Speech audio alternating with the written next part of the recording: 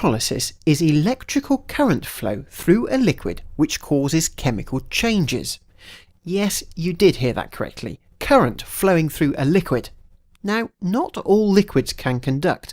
The liquid can be a molten ionic compound or an aqueous solution. In either case, it must be able to carry current. Let's take a common example, table salt. If you heat sodium chloride to over 801 degrees Celsius, it will melt. The liquid will contain free-flowing positive sodium ions and negative chloride ions. This simply means that sodium and chloride ions are free to move within the liquid sodium chloride. Positive ions are called cations. Negative ions are called anions. Now consider putting two electrical conductors into the liquid. Copper would be good as it has a higher melting point. Nothing happens to the ions at this point, but if we connect the two bits of copper to an electrical cell or power supply, then things start to get interesting. We do need to sidestep for a moment to look at electrical current in a metal. From our lesson Behaviour of Metallic Structures, we know that electrons in a metal aren't bound to particular atoms.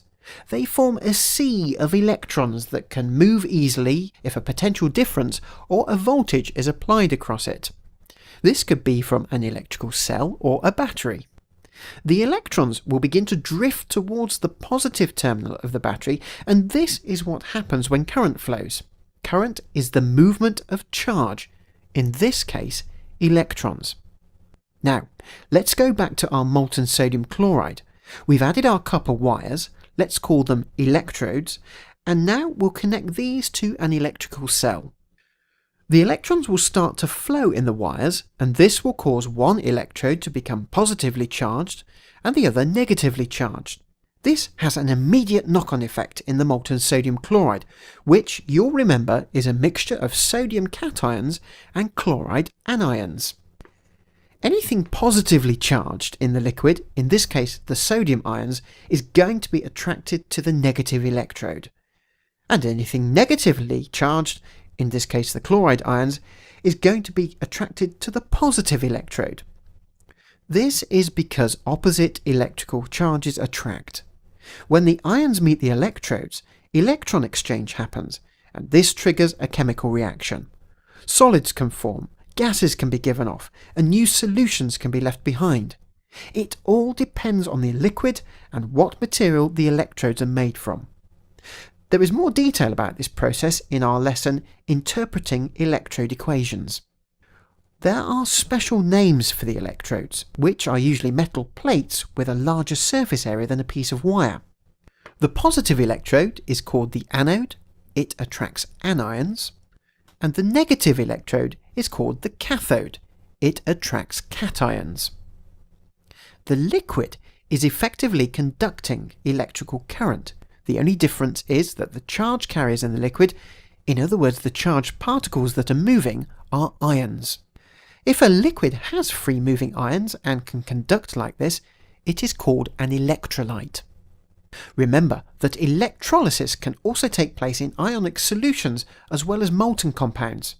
The more concentrated that solution, the greater the ion flow rate. Ion flow rate can also be increased by increasing the potential difference or voltage across the cell. We'll be studying several examples of electrolysis in more detail in other lessons. For the time being though, here is a summary of the key ideas about electrolysis. Electrolysis is the flow of electrical current in a conducting solution or molten liquid that causes chemical changes. The conducting liquid is called an electrolyte and has free moving ions. The conducting plates, bars or wires inserted into an electrolyte are called electrodes. Positive ions are called cations and are attracted to the cathode. Negative ions are called anions and are attracted to the anode. When current flows in an electrolyte, it is the ions that move and carry the electrical charge. When current flows in the electrodes and wires, it is the electrons that move and carry the electrical charge.